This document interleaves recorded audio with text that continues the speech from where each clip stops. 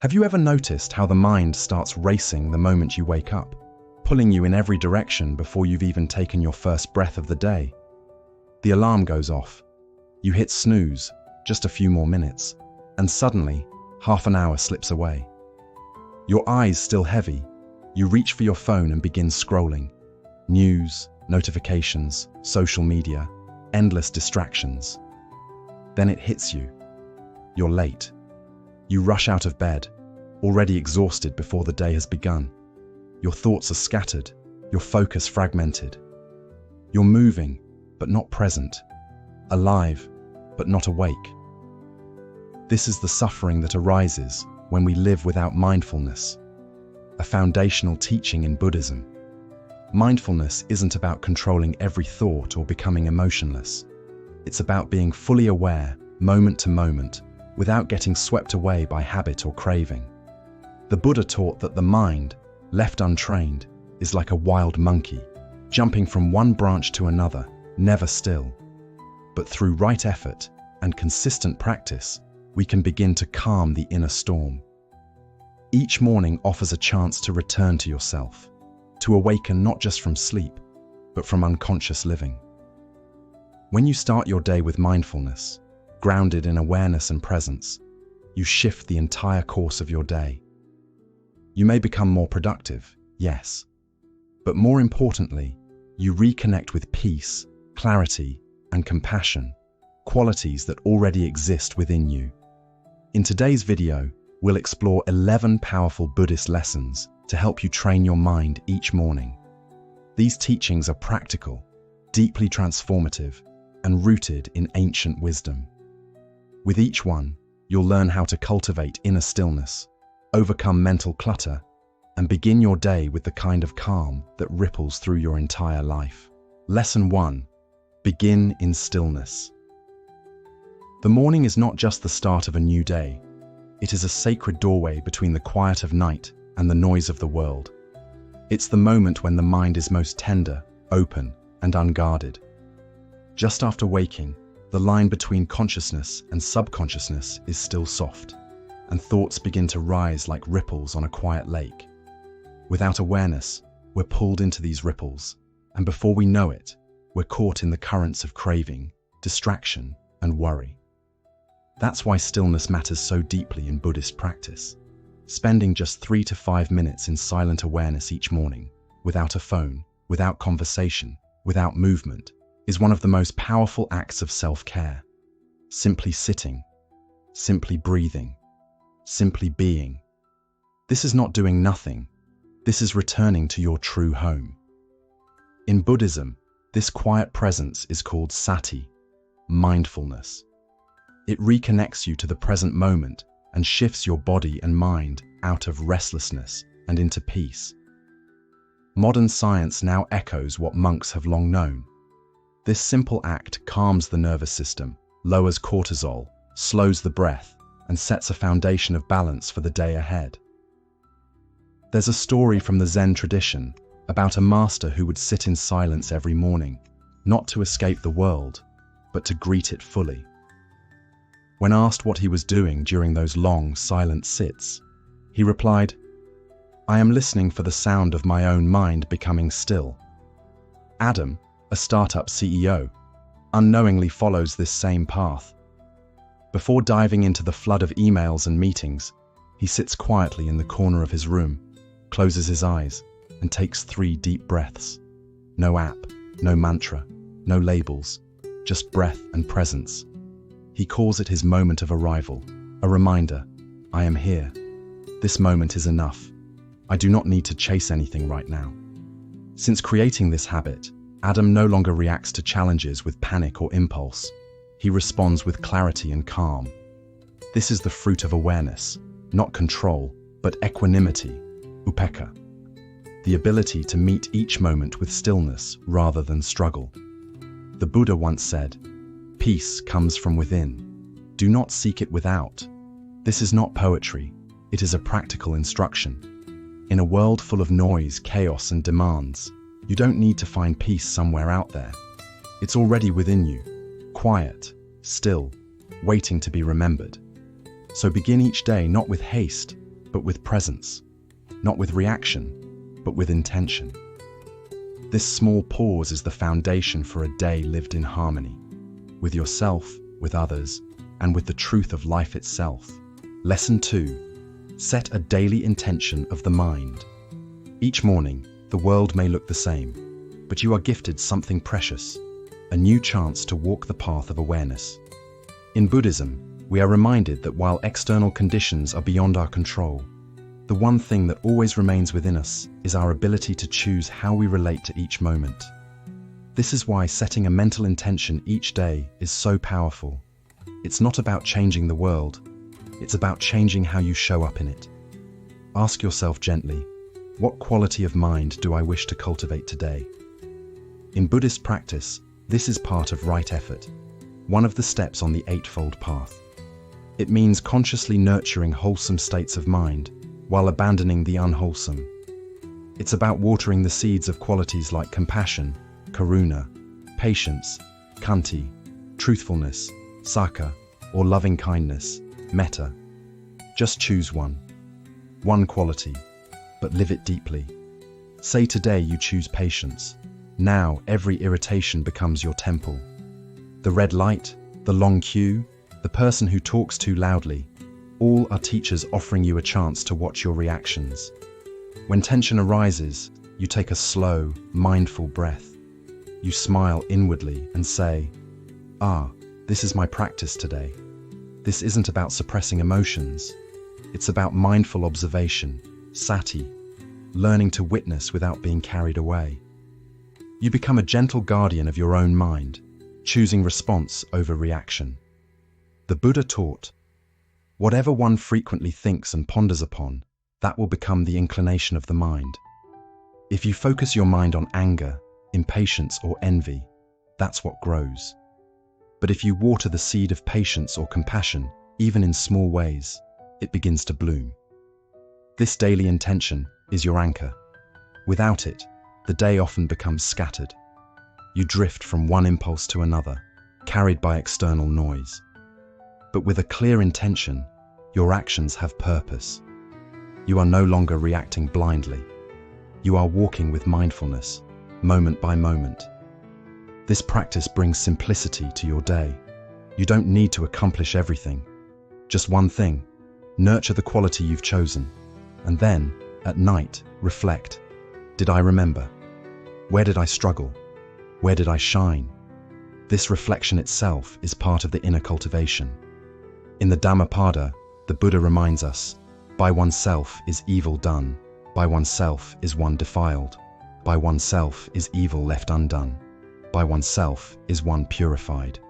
Purity and impurity depend on oneself. No one can purify another.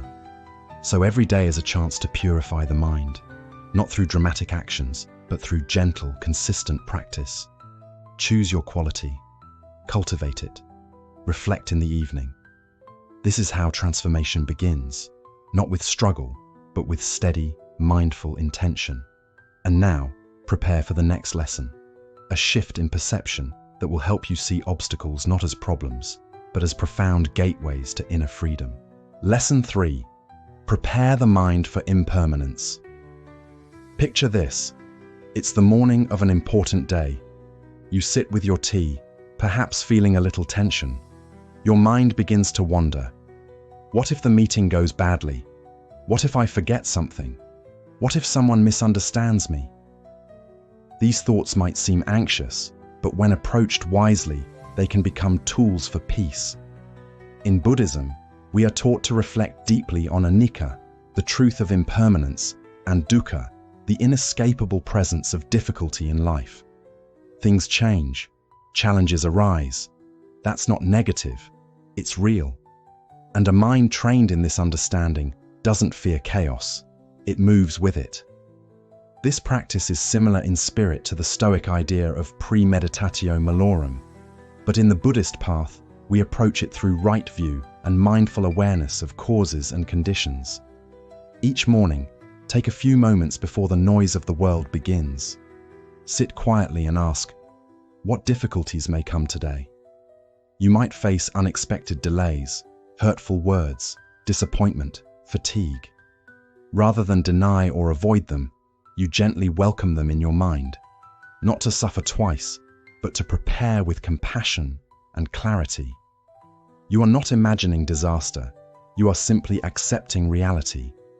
Life unfolds in ways we cannot control, but we can control our response. This is mental cultivation. You are teaching your heart to remain open, even when things go wrong. You are softening your resistance to discomfort and planting seeds of inner resilience. The Buddha once said, "Develop a mind that is like the earth. Whether pleasant or unpleasant things fall upon it, the earth remains steady and undisturbed." Athletes rehearse tough situations before the game. Similarly, we train the mind before life tests us, not to fix everything, but to meet it with presence. And when you prepare your mind in this way, it becomes easier to respond with skill. If you anticipate tension at work, you might breathe more deeply before entering a meeting. If you know someone might trigger anger, you carry extra mindfulness to guard your speech. You're not avoiding life, you're walking into it with wisdom. This daily reflection is not about fear, it's about trust. Trusting that no matter what today brings, joy or hardship, you have the tools to meet it with calm and care. Try this for the next 7 mornings. Sit for just 3 minutes. Reflect gently on what may arise. Let go of control and instead prepare your heart. Because a calm mind is not built in perfect conditions. It is built by embracing imperfection with awareness. And with this quiet preparation, you begin to walk through life with less resistance, more compassion, and a mind that remains steady no matter the storm. Lesson 4. Let go of what you can't control. Embrace what you can. Each morning, as the world slowly wakes up, so does the mind. And with that awakening comes a choice. Will I spend today clinging to what I cannot change? Or will I gently guide my energy toward what I can truly influence?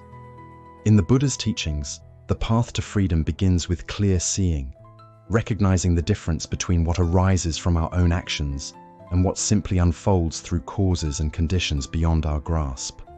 We suffer not because life is difficult, but because we resist what we cannot control. It is said in the Dhammapada, all that we are is the result of what we have thought. The mind is everything. What we think, we become. This is the heart of right effort, to focus your energy where it bears fruit, rather than where it only multiplies frustration. Let's say you're preparing for an important presentation. You can choose your words, rehearse with care, arrive early, and carry yourself with kindness. These are actions that arise from your own intention, your karma. But how others receive you, whether they smile or frown, praise or critique, that is outside your circle of power. These outcomes are shaped by countless unseen conditions, like the weather, their mood, or what they ate for breakfast. To grasp at these things is to suffer unnecessarily. And yet, this is what most minds do every morning. Tighten around expectations, worry about impressions, and push against uncertainty. It's like trying to hold the wind. But the wise practitioner does something different. Each day, they begin by asking, what can I meet today with mindfulness? What can I release into the flow of life with peace? In doing so, you protect your inner balance.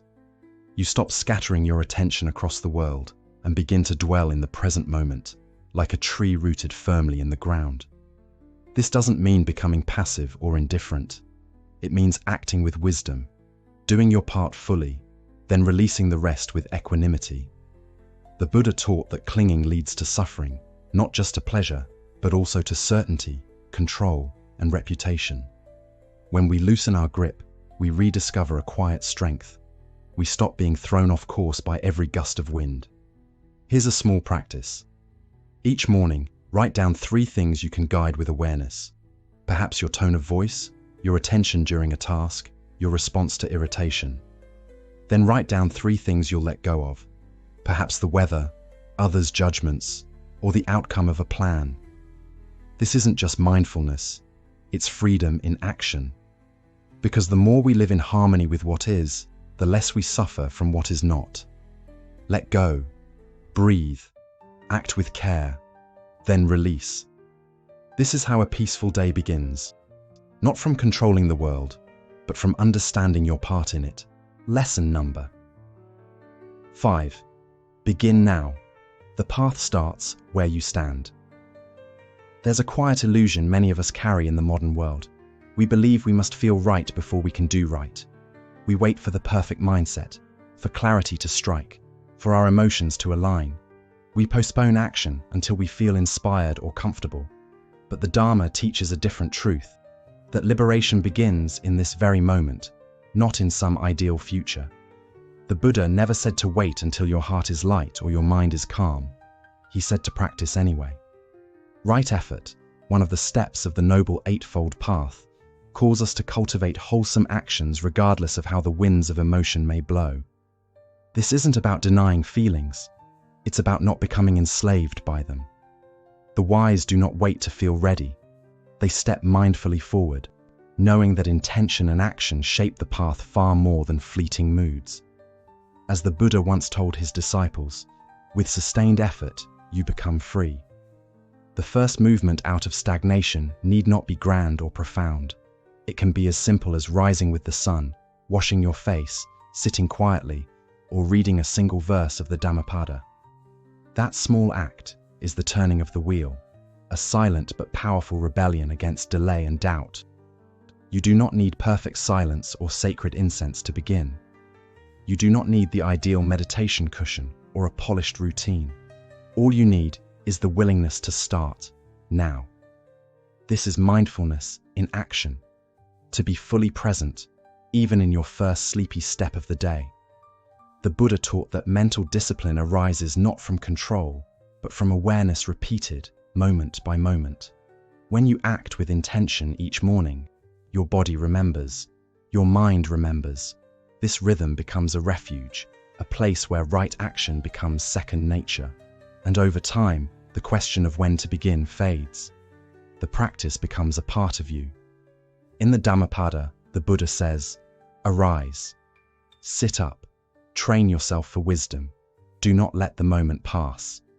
He was not speaking to monks alone. He was speaking to anyone who has ever hesitated, anyone caught in the net of not yet.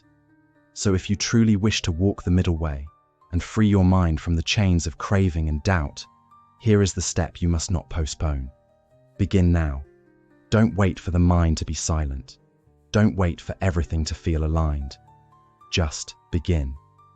Because while you cannot command your emotions at will, you can direct your attention, your breath, your feet.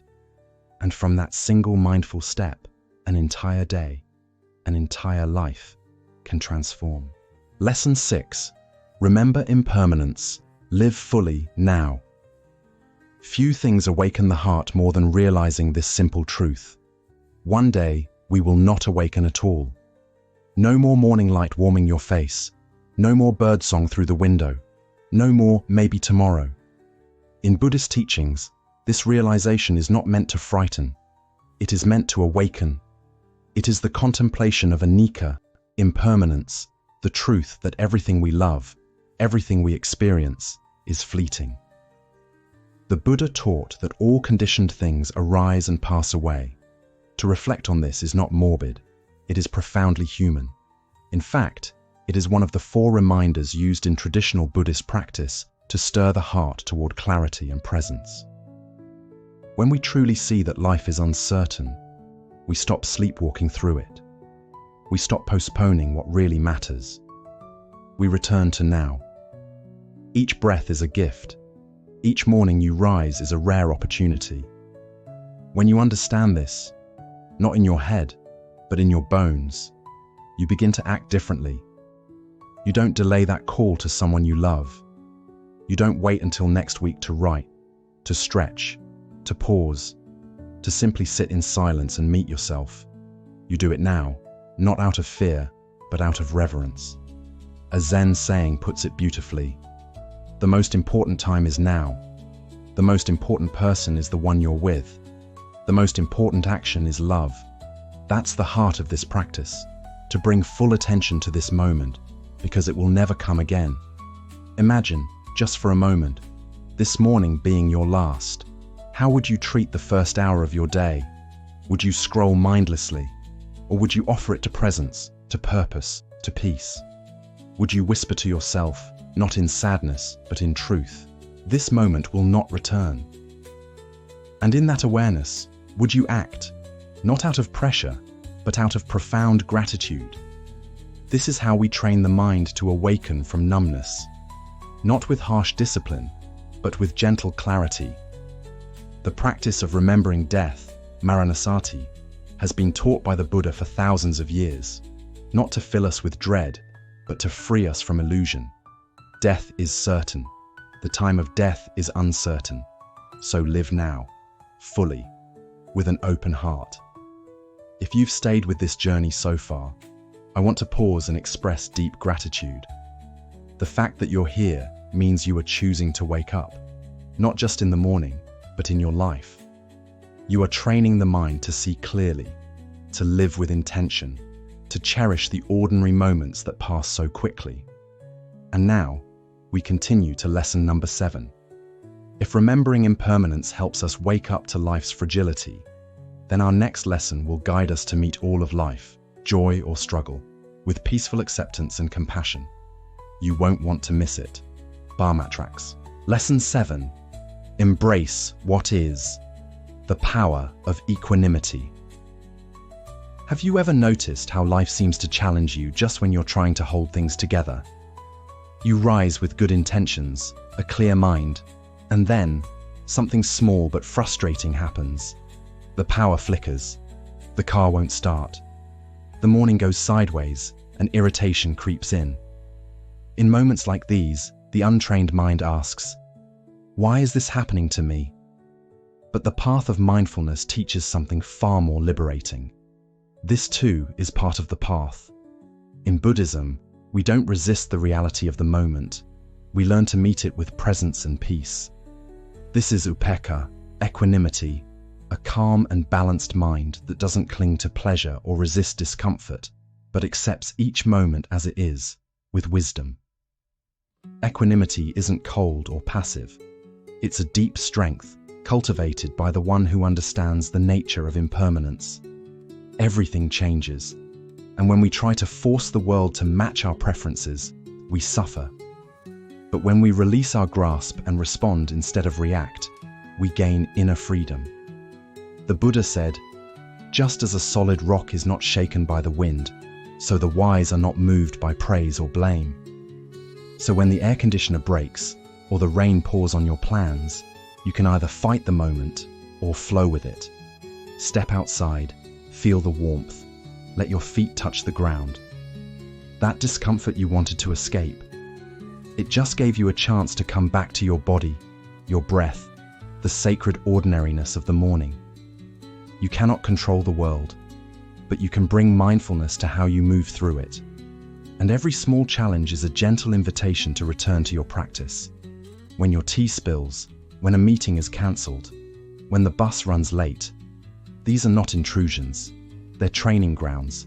Each one is a lesson in letting go. This is how we shape our inner world, not by avoiding stress or sadness, but by embracing them with awareness.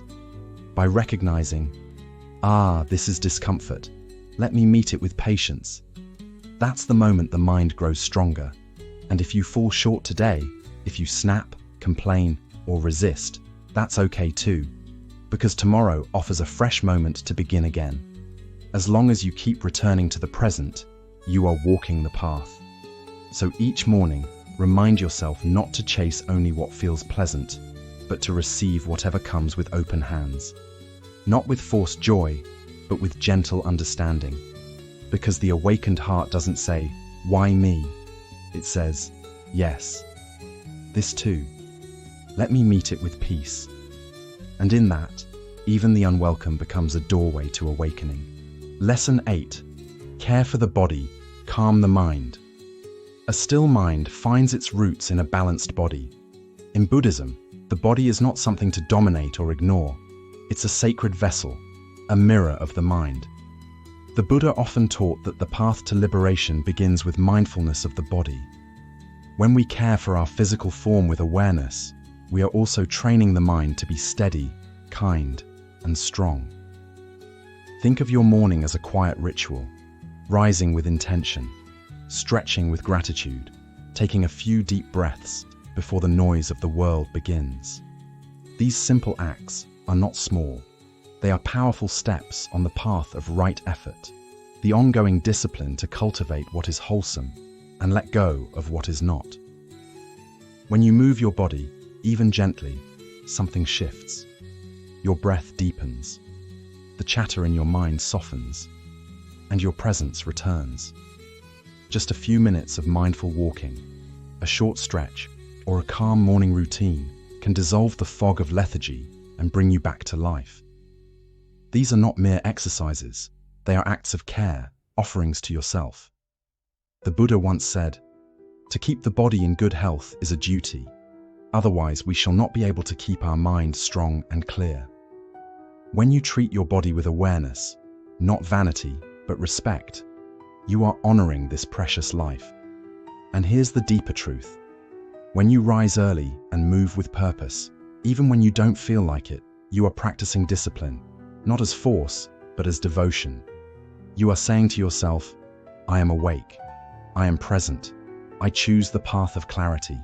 You don't need to be an athlete. You don't need a perfect routine. You just need to begin with sincerity. Each drop of sweat, each breath held in stillness is proof. You are capable of effort guided by wisdom. This is the heart of Buddhist practice, transforming daily actions into steps toward awakening. So as the sun rises tomorrow, ask yourself gently, not with judgment, but curiosity. How am I honoring my body today? Am I moving with awareness?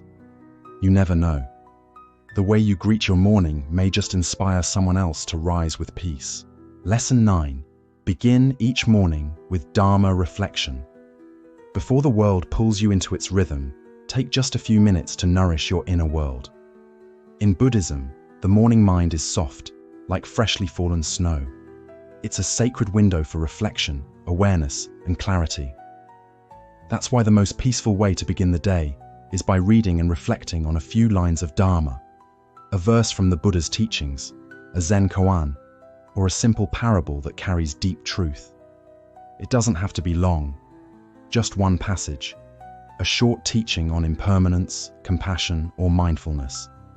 Then pause, sit with it, let the words settle into your breath, and if you have a journal nearby, write. Not for perfection, just for presence. What does this teaching awaken in you today? One morning it might remind you of the preciousness of time. Another, it may offer insight into anger, craving, or patience. These are not abstract ideas. In Buddhism, they are tools for liberation. Dharma is not meant to be stored in books. It is to be lived, tasted, and practiced moment by moment. If the mind is not guided at sunrise, it often drifts. And when the first thing we feed it is noise, endless scrolling, headlines, and comparison, we scatter our attention before we've even had a chance to arrive in our own life. But if you begin with the Dharma, you begin with truth. A verse like, "All that we are is the result of what we have thought. The mind is everything. What we think, we become." This simple line becomes an anchor for the day. When you connect it to your life, maybe noting, "Today, I will be mindful of how I speak when I feel rushed." You're not just reading, you're practicing. You're planting seeds in the soil of your consciousness. Over time, those seeds grow into qualities like patience, compassion, and stillness. Modern science now echoes what monks have known for centuries. Regular reflection combined with intentional writing can ease anxiety, sharpen focus, and bring emotional balance. In Buddhism, this is known as mental cultivation, bhavana, the intentional shaping of the mind through awareness and wisdom.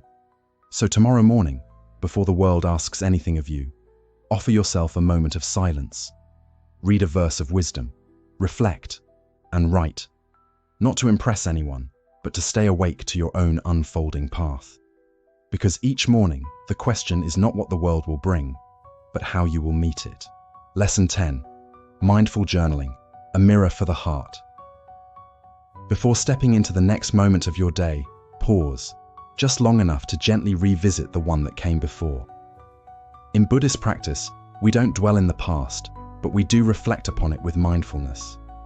Because to truly awaken, we must learn from where we've been. Journaling, in this light, is not just writing, it's a form of meditation. It's a cleansing of the mental clutter, a quiet space to meet yourself with awareness and compassion. It's a daily ritual of sati, mindfulness, and a deepening of vipassana, insight. Instead of stoic questions, consider these reflections inspired by the Dharma. Was I mindful today, or was I lost in craving or aversion? Did I act with compassion, or react from ego? What can I let go of, and what should I cultivate? This isn't about judgment. There is no punishment, no reward, only understanding. This is your moment to sit with your inner self, not to criticize, but to gently observe. Think of it as lighting a small lamp in the cave of your heart. You need no audience, no approval, just your breath, your awareness, and a pen. Even 5 minutes can be a sacred offering. Choose a moment that suits your rhythm, perhaps the quiet of dawn to set intention, or the stillness of dusk to reflect. And when you write, don't try to sound wise. Don't force positivity. Just be real. Write as if you're speaking to the Buddha within you, the awakened part of your mind that neither judges nor scolds, but patiently guides with gentle wisdom. At first, it may feel unfamiliar. Why am I writing this? Is this helping? But over time, something subtle shifts. You begin to see yourself, not through the lens of blame or pride, but with clarity. Journaling becomes a practice of right mindfulness, helping you slow down the river of thought and step out of the cycle of reactivity.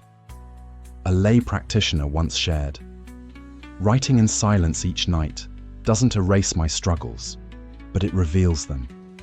It helps me sleep, not because my problems are solved, but because I've stopped resisting them. Journaling shows me what is clinging and what I can release." So if you haven't begun, start today. A notebook, a pen, and 5 minutes of silence. That's all it takes. No rules, no perfect sentences, just honesty. And if journaling is already part of your path, stay with it. Because in the next teaching, we'll explore a practice that transforms routine into radiant energy, the practice of gratitude, and beyond. Lesson 11. Cultivating gratitude and forgiveness. In the journey of awakening the mind, there's a gentle yet transformative practice often overlooked: the twin disciplines of gratitude and forgiveness. These are not fleeting emotions, but deep contemplations rooted in the Buddhist path of liberation. Together, they cleanse the heart, quiet the restless mind, and guide us toward compassion and clarity. Gratitude, in Buddhist practice, is not about denying suffering. It's about recognizing the blessings that exist even amidst it. It shifts our awareness from craving, tanha, and dissatisfaction to mudita, the joy found in the present moment. You may not have everything you desire, but if you pause, you'll notice the warmth of a meal, the presence of loved ones, the breath flowing gently in your body. These are miracles often missed in the rush of life. The Buddha taught that the mind is shaped by what it frequently reflects upon. And when we reflect on what is good, however small, we cultivate a heart that is light, open, and resilient. Gratitude soothes the fire of restlessness and grounds us in the now. But perhaps even more powerful, though more difficult, is the practice of forgiveness. To forgive is not to forget, nor to excuse harmful actions. It is to free oneself from the chains of anger and bitterness. Buddhist teachings remind us that holding on to hatred is like drinking poison and expecting the other to suffer.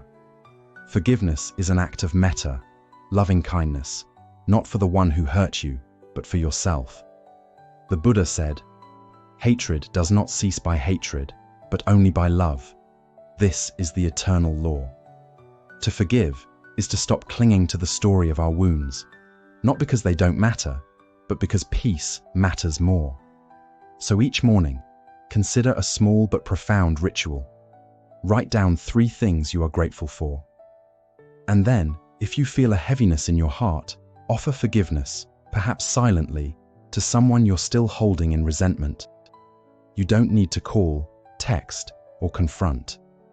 Even writing what you would say and letting it go within is enough. It's like removing a hidden stone from your shoe. You may not have noticed it every step, but you'll surely feel its absence. Gratitude and forgiveness require no money, no grand effort, just presence, humility, and intention. But the return is immense: a lighter mind, a peaceful heart, and a clearer view of life.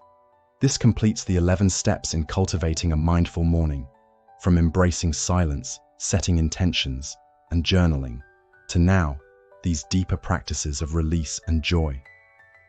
Though rooted in Buddhist insight, these teachings are universal. They remind us that the mind can be trained and the heart can be healed. Now, it's your turn to walk the path. Try a 7-day mindfulness challenge. Each morning, return to these 11 steps. Witness how your awareness shifts, how your reactions soften, how your sense of purpose begins to bloom. And when you do, share your reflections in the comments. Which lesson touched your heart the most? Which practice brought the greatest shift? If this video brought clarity or calm into your day,